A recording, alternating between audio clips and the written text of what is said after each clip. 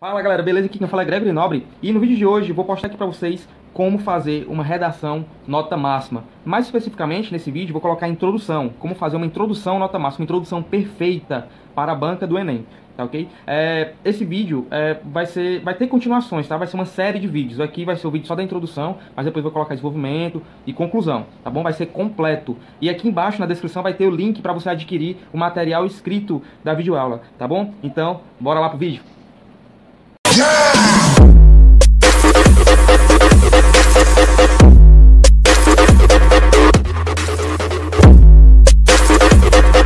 Só mais um recadinho antes de começar o vídeo. Dê logo o like aí e se inscreve no canal, tá? Agora vamos pro vídeo. Requisitos necessários para uma introdução nota máxima. Então, o que é que sua redação precisa ter para sua introdução ter uma nota máxima? Primeiro de tudo, a estrutura é muito importante. Então, ela tem que ter pelo menos 4 linhas e no máximo 7 linhas. Tem que ter entre esses números, 4 a 7 linhas, porque a estrutura é importante. Ela também deve ter 2 ou 3 frases, ou seja, ela precisa ter 2 ou 3 pontos finais. Por quê? Porque isso faz parte da estrutura. A estrutura é importante. Terceiro, ela deve ter interdisciplinaridade. O que é isso, interdisciplinaridade, né? É você colocar outras disciplinas na sua redação, né? Deixar sua redação com um conteúdo mais rico, demonstrar seu conhecimento de mundo, seu conhecimento de outras disciplinas. Então, ela deve ter uma introdução histórica, geográfica, filosófica, sociológica, científica, matemática e por aí vai. É muito importante que você comece sua redação fazendo essa interdisciplinaridade. E como é que você consegue fazer essa interdisciplinaridade? Como é que você consegue, falar de um tema e fazer uma introdução histórica, geográfica nela? Você tem que estudar, certo? Tem que estudar antes, né? É importante que você estude o seu tema antes de fazer sua redação. E tem gente que diz, Greg, mas no dia que eu for fazer o Enem eu não vou poder estudar e fazer minha redação. Eu sei, por isso que é importante que você estude antes. No dia da prova você não pode, mas antes você vai poder estudar, né? Então, toda vez que você for fazer uma redação, que você estiver estudando para fazer uma redação, estude bastante antes de escrever a sua redação. Isso é muito importante. Primeiro porque você vai acumular muito conhecimento, né? Cada redação que você fizer, você estudar muito sobre ela antes, você vai acumular muito conhecimento. Além disso, você também vai construir seus argumentos, né? Fazendo isso, você vai aprender muita coisa sobre aquela redação que você estudou. E, além do mais, ainda tem um ponto muito interessante, que você estudando muito antes de fazer uma redação, mesmo que aquela redação não seja no dia da sua prova, mas aquele tema que você está estudando, ele pode cair no dia da sua prova. Por exemplo, o que aconteceu comigo? A prova que eu fiz, né, do Enem em 2015, que eu fiz para entrar em medicina, o tema foi a violência contra a mulher, persistência da violência contra a mulher. E 2 meses antes de fazer esse Enem, eu tinha feito uma redação com esse tema. Ou era um tema muito parecido, mas era alguma coisa relacionada à violência contra a mulher. E eu estudei muito antes de fazer essa redação, né? Eu estudei muito mesmo antes de fazer essa redação que eu estava estudando, né? No tempo que eu estava estudando, eu fiz essa redação, estudei muito para ela. E no dia que eu fui fazer o Enem, caiu uma redação com um tema muito parecido. E eu só relembrei daquilo que eu tinha estudado há 2 meses atrás. Por isso que foi muito importante eu fazer esse meu estudo antes de fazer a redação. Ok?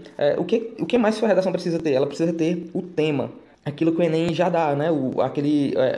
O assunto, né, que você vai ter que escrever. Então é muito importante que sua redação tenha um tema diretamente parafraseado ou diluído dentro do texto. Eu vou mostrar como fazer isso daqui a pouco. A gente ainda vai ter vários exemplos. Quinto passo que sua redação deve ter a sua tese. O que é a tese? A tese é a ideia sobre o tema, que a gente vai ver também daqui a pouco. E também a sua introdução deve ter argumentos. Eu gosto de trabalhar com 2 argumentos, né? Argumento 1 e argumento 2. Porque o argumento 1 vai ser desenvolvido no parágrafo 2 e o argumento 2 vai ser desenvolvido no parágrafo 3. Mas se você quiser colocar mais argumentos, você pode também. Mas sabendo que cada argumento vai ter que ser desenvolvido em um parágrafo diferente. Bom, pessoal, esse é o modelo de redação nota máxima. A gente vai dar um enfoque maior aqui na introdução, porque esse vídeo é voltado para a introdução. Mas aqui a gente pode ver como é que você deve escrever a sua redação, né? O modelo de redação nota máxima. Então, a sua introdução ela deve ter uma introdução histórica, geográfica, filosófica, científica e etc. Você deve começar com uma interdisciplinaridade. Depois você coloca um ponto final, já fazendo, separando um período do outro. Depois você vai colocar o seu tema diretamente parafraseado ou diluído. Já a gente vai ver exemplos disso. Depois vai vir a tese, que é a sua ideia sobre o tema. Depois o argumento 1, que vai ser desenvolvido no parágrafo 2. E depois o argumento 2, que vai ser desenvolvido no parágrafo 3. E ponto final. Acabou o seu primeiro parágrafo.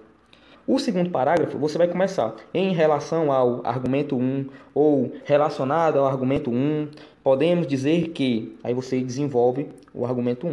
Que na próxima aula a gente vai ver como é que a gente faz esse desenvolvimento do argumento, como é que a gente faz a nossa argumentação. No terceiro parágrafo, você também vai começar com conectivo relacionado ao argumento 2 ou em relação ao argumento 2, ou também vale ressaltar que o argumento 2 e por aí vai. É possível afirmar que. Aí você desenvolve o argumento 2, que a gente vai ver na próxima aula. O quarto e último parágrafo, você vai começar também com conectivo, né? Dessa forma, é necessário, aí você conclui.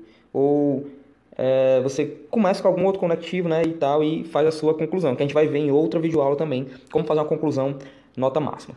Então, basicamente, esse aqui é o modelo redação nota máxima. Então, a gente vai ver com mais cautela aqui a nossa parte da introdução. Agora, mais à frente, a gente vai ver exemplos e perceber que um exemplo de uma redação nota máxima, ele tem todos esses elementos aqui. Uma introdução histórica, geográfica, filosófica, científica e por aí vai. Vai ter o tema diretamente parafraseado ou diluído.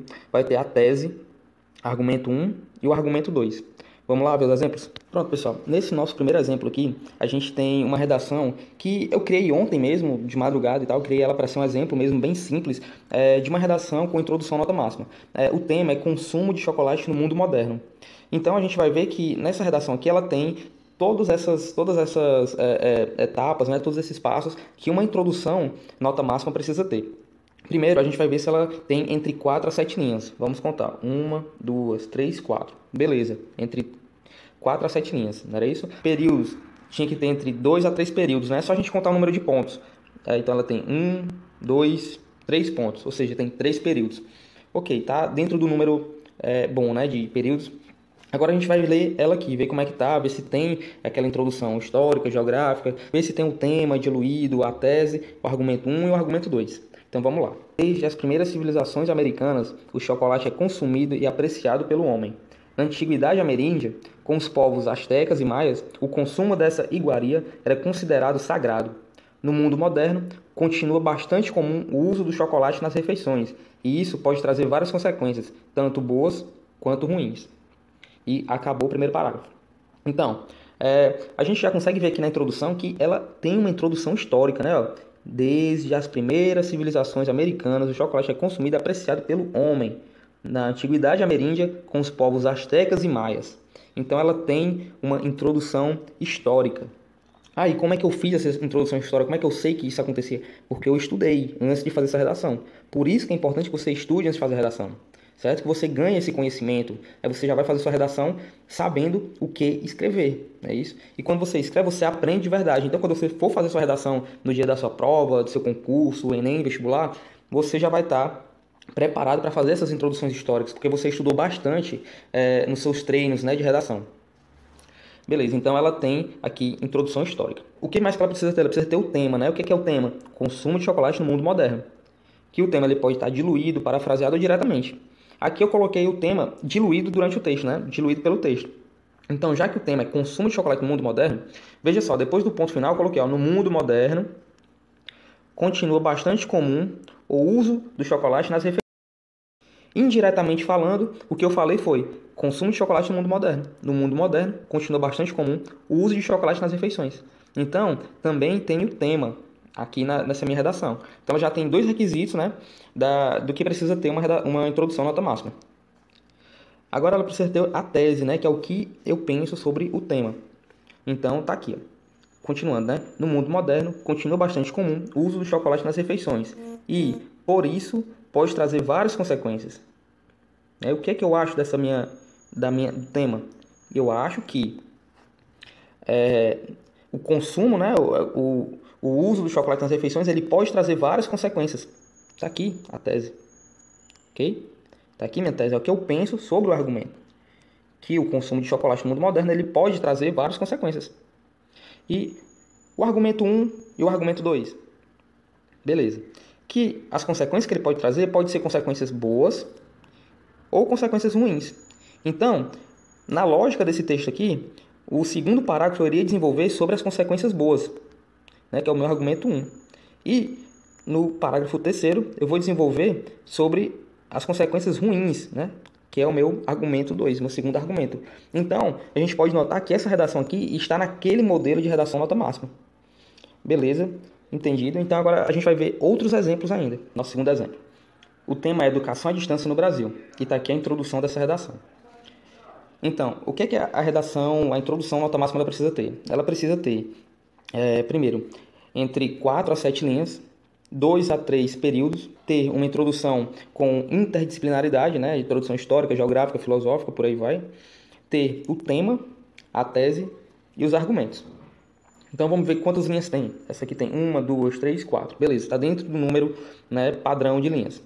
Quantos períodos? Só contar o número de pontos. Um ponto, outro ponto. Então tem 2 períodos. Ok, dentro do número padrão. Agora vamos ver a redação, vamos ler essa introdução para que a gente saiba se tem uma introdução histórica, se ela tem o tema, tem a tese e tem os argumentos. Bora lá. Educação à distância no Brasil. Desde a Revolução Técnico-Científico Informacional, em meados do século XX, as tecnologias estão cada vez mais inseridas em diversos setores, inclusive na educação. No Brasil, a educação à distância já é uma realidade e traz muitos benefícios, porém, ainda existe bastante preconceito e desinformação sobre essa nova ferramenta. Beleza, pessoal. Analisando aqui, a gente consegue notar que a introdução, ela começa com uma introdução histórica, né? Desde a Revolução Técnico-Científico Informacional, em meados do século XX, as tecnologias estão cada vez mais inseridas em diversos setores, inclusive na educação. Beleza. Daqui até aqui, a gente tem uma introdução histórica, certo? Então, a gente já fez uma interdisciplinaridade. A partir daqui, a gente tem que ter o tema, a tese e os argumentos. O tema, no Brasil. Continuando o texto. No Brasil, a educação à distância já é uma realidade e traz muitos benefícios. Ou seja, aqui a gente já escreveu o tema. Olha só. No Brasil, educação à distância. O tema é educação à distância no Brasil. Então, o tema já foi escrito também. Agora, a tese. O que é a tese? É o que a gente pensa sobre o tema. Beleza? Continuando aqui. No Brasil, a educação à distância já é uma realidade e traz muitos benefícios. Então, aqui está a minha tese. O que eu penso sobre o tema? Eu penso que a educação à distância ela já é uma realidade e traz muitos benefícios. Beleza? E agora ela tem que ter argumento 1 e argumento 2. Certo? Então, continuando. No Brasil, a educação à distância é uma realidade e traz muitos benefícios.